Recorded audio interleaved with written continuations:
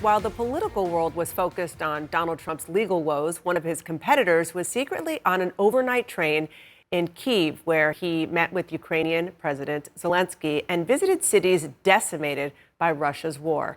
Here with me now is former New Jersey governor and presidential candidate Chris Christie. Thank you so much for joining me this morning. I want to get to your trip to Ukraine in a minute, but first, you just heard the former president's lawyer criticize the DOJ over this indictment about his efforts to overturn the 2020 election. He says all Trump did was exercise his free speech and follow the advice from his own lawyers. What's your response to that? Look, obviously a federal grand jury in the District of Columbia disagrees, and they returned an indictment.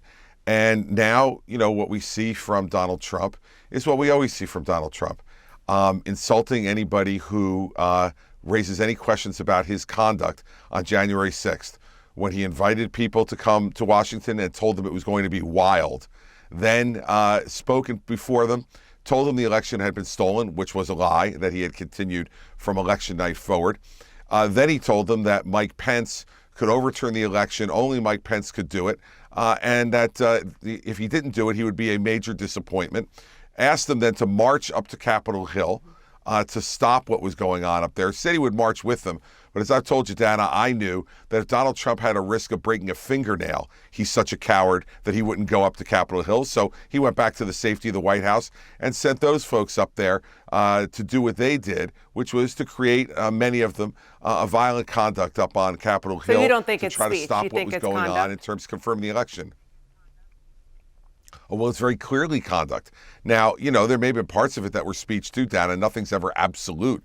But the fact of the matter is the president wanted what happened to happen. And in fact, the way to know that is that when it started to happen, he did not run out of the White House and say, put me in front of the cameras. Let me tell those people, stop being violent up there. We shouldn't do it. No, he didn't do that. He sat, ate his overdone hamburger in the White House dining room he has off the Oval Office, and enjoyed watching what was going on. In fact, we know he told Speaker McCarthy that maybe it's those people care more about the fact the election was stolen than you do. I mean, does that sound like somebody who, was concerned about anything other than keeping himself in power? Look, the bigger lie now is that Donald Trump says he's doing this for us. Yet if you listen to everything he's had to say, is he talking about what Joe Biden's inflation has done to the American people? Is he talking about what the energy crisis that Joe Biden created has done to the price of gasoline and to what's going on all across this world in terms of the fight for energy? Is he talking about the crime in the streets, Dana, and how that's affecting citizens of every one of our major cities? No.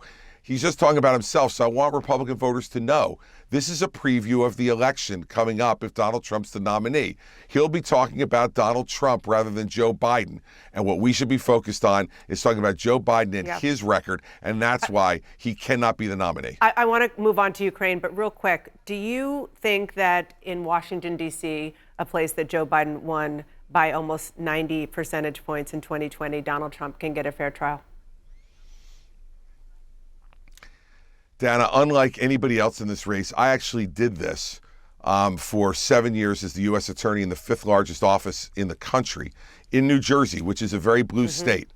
And I could tell you, I watched as jurors put aside any of their partisanship or politics and listened to the evidence and returned, in my state, fair and just verdicts, 130 of them in political corruption cases that we did without a defeat, and never was one of them overturned on appeal. During my 7 years. Yes. And so, my view is, I believe jurors can be fair. I believe in the American people, and I believe in the fact that jurors will listen fairly and impartially. And for people who say they won't, Dana, those are people who believe only in themselves, like Donald Trump, and not the American people. Let's talk about your trip to Ukraine. You are the second Republican candidate to visit. You met with President Zelensky in Kyiv. You paid your respects to civilians killed in Bucha, and you said you would come back and tell everyone what you saw. What do you want the American people and people around the world to know?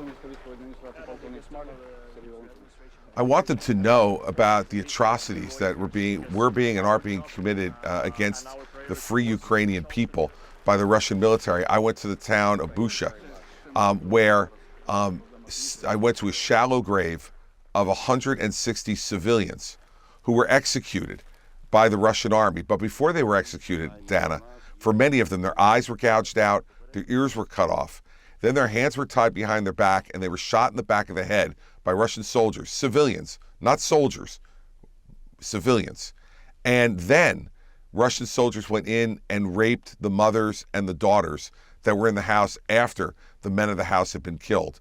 I went to the Children's Center for Civil Rights in Ukraine, and there they told us that over 19,000 children have been abducted, kidnapped by the Russian military and brought back to Russia so they can be programmed to work for the Russian Federation. Dana, I met some of those mothers whose children were ripped away from them by Russian soldiers. They don't know how they are, where they are. This is not a territorial dispute, Dana.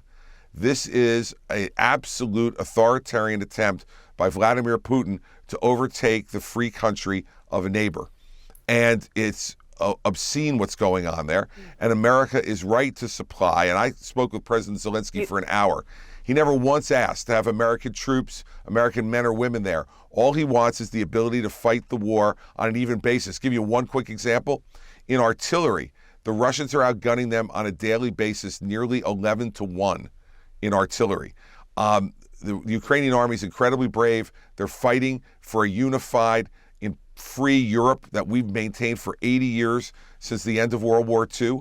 And I'm proud to have been there with President Zelensky and to stand with the Ukrainian people who are being abused and killed by Russian mercenaries. You also brought the Ukrainian president something that maybe could give him hope, or at least a chuckle. Your old friend Jon Bon Jovi shared a video of a band in Ukraine playing It's My Life as people in Odessa filled sandbags to defend their city. You called Bon Jovi before you went, and quickly, what happened next?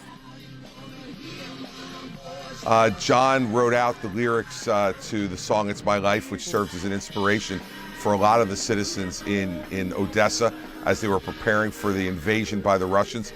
He wrote it out in his own hand, got it framed, and I brought it to President Zelensky, presented to him, and said that this is representative of many of the American people and what they feel about the cause that's being fought for in Ukraine and who support Ukrainian people against Russian barbarism. And we got a good laugh over it about two guys from New Jersey trying to be supportive of what's happening over in Ukraine for the Ukrainian people. And so I was happy to do that and to be able to show him that there's lots of folks over here, in fact, hundreds of millions of Americans who believe that the Ukrainian cause is just.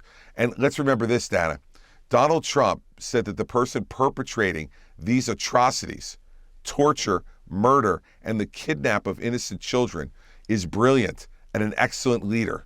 That's the kind of thing that Donald Trump will bring back to the presidency, is that type of attitude towards somebody like Vladimir Putin. I think the American people need to really wonder whether Vladimir Putin is the role model we want for leadership around the world. Well, as a Jersey girl, I have a special appreciation for the former New Jersey governor bringing Jon Bon Jovi's lyrics over to Ukraine. Thank you so much for your time this morning. Appreciate it. Dana, thanks for having me on. I hope everybody has a great Sunday.